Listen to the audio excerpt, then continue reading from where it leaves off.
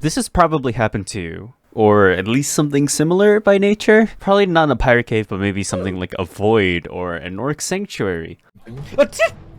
Jame. Maybe when this happens, you may think something along the lines of, "Oh man, I think this is just too hard. I don't think I can do this. I should just give up."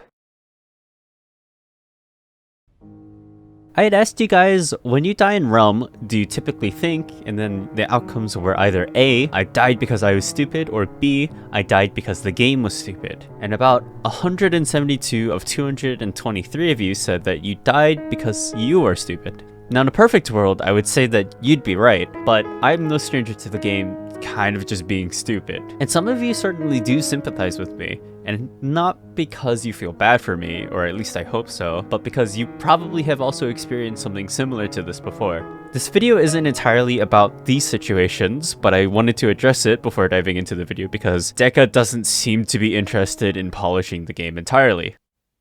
Anyways, that poll has to do with something called Locus of Control. Aside from just being a really cool name, Locus of Control is how one perceives control over events in life. So if I die and determine where the fault lies, whether it be me being dumb or the game being stupid or somewhere in between, it usually will be along those lines. This is what is referred to as internal locus of control or external locus of control. Now 77% of you said that you felt that when you die in Realm, it is because you were at fault. This is the internal locus of control showing itself. Internal locus of control means that you, the individual, can influence events or outcomes, and that results are the outcome of what you did. Think like I control my fate. Now, the other 23% of you who opted to go for the game was stupid option, by process of elimination, you've probably noted that this is the external locus of control that you've been hearing about. And you'd be right. External locus of control means that you think that some outside force, such as fate or the merciless hands of Deca Games, killed your character. Think like fate brought me here.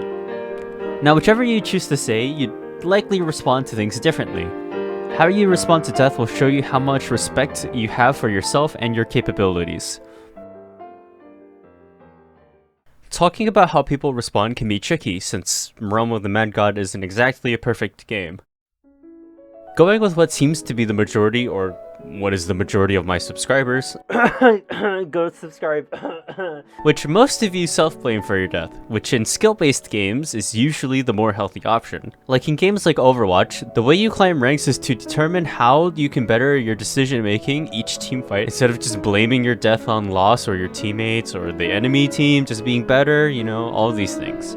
Though regardless of whatever game you're playing, you have to be very careful in how you view your mistakes.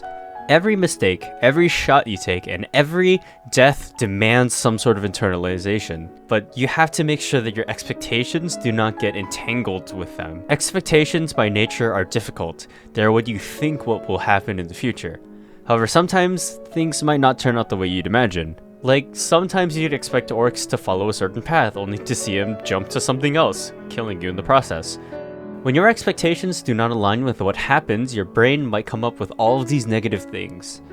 Like during that death, I could have 100% just said something like, "Oh my god, I'm so stupid. I should never do this again because I died." Like, I'm going in for damage like that is just not worth it. It's never going to be worth it. This is a fairly negative view on how that situation panned out, but in order to not fall down this pit hole of just low self-esteem, you need to start doing certain things the exact opposite. Instead of thinking that things are entirely your fault, look at what's going on. Maybe look for alternate explanations about why something happened. Like here, I know my ideal works. I've done this hundreds of times over. But what went wrong was simply that I didn't account for the decoy that might have been closer. I can start to worry about things that I can control, things that I can change. Things that I can't change, like maybe these orcs portals or where the coin is, I have to play around them. I can change my behavior, but I cannot change their behaviors. And of course, perfection is impossible. I can try a million different things in this situation and have a million different outcomes. What I do want though is to see which of those million outcomes are desirable. But am I sure I can even do these things? Imagine, if you will, two different people having identical deaths. One goes, "No, no, no." Heck! And the other goes, "Oh, what happened there?" These two individuals show a difference in how much self-efficacy they have. No, not self-esteem, self-efficacy. Self-efficacy is the belief in one's capabilities to succeed in a certain situation. Those who have weaker self-efficacy do a few things like focus on negative outcomes and failing, avoid challenging tasks like going it for damage. They lose confidence in personal abilities such as doing dungeons, maybe like MBD, and just don't think they can do things that others can. Those who have stronger self-efficacy do basically the opposite. They might do things like bounce back from setbacks and disappointments easily, or more easily than others, retain interest in doing things, may be committed to doing certain things, and some of those certain things may include challenging tasks, such as voids, or sanctuary, or even shatters. Many people will quickly find out what kind of self-efficacy they have when they die, and how they respond to it. Are you the type who dies in Orc Sanctuary and doesn't want to go near one for another 6 months, or are you the type who dies and grinds back another character just to try again? If you are the type who has low self-efficacy and would rather run instead of go back, we can probably take steps to improve your self-efficacy instead. So basically, self-efficacy primarily comes from 4 different sources. The first one is simply mastery of experience. So if you can do something successfully, you can improve your belief in your capabilities. So at the time of recording this, there's currently an event that has these weaker versions of Void, where the Void has less health and deals less damage. And I know for a lot of people that this will be able to fulfill their able to do something successfully requirement, and will be eager to do tons and tons of Voids after the event. Though the next step I think for everyone in this boat should be to learn how to do MBC, because often that is the hard part for most people. The second one is social modeling. This is not quite you performing anything, but if you see someone who is similar to you in skill do something, you will also believe that you can do it. Though this one can be tough, as there's no dungeon in the game that is locked behind some level gate. Groups that can cooperate and succeed as a group will find the biggest benefit of this. And as unfortunate as it is, Discord runs can be a great source of this for those who are nervous about some of these things. Though if you can help it, I'd recommend just playing the game away from big Discords. The third one is social persuasion, or positive encouragement. Basically, this is a support group, and this can't be like some cheerleading group or something like that. You have to actively be playing with this group. The fourth one is psychological responses. Our physical and emotional conditions make a difference in how we feel when we do anything. Minimizing stress elements before doing the things that we want to do will improve your self-efficacy. So some of you know this, but for those of you who don't, I'm a classical music major, specifically for tuba. But there's a common practice that people have to reduce performance anxiety or stage fright, and this is to eat a banana or two.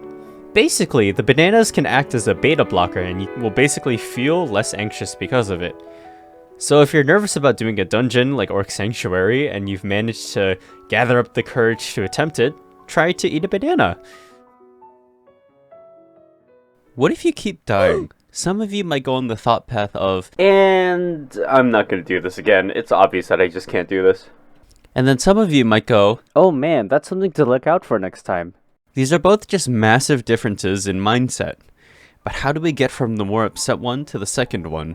Well, the two mindsets showcased are fixed mindset and growth mindset. Lots of people unfortunately fall victim to learning fixed mindset when they're younger. Fixed mindset are sort of like the static ones, the ones that are unable to change by nature.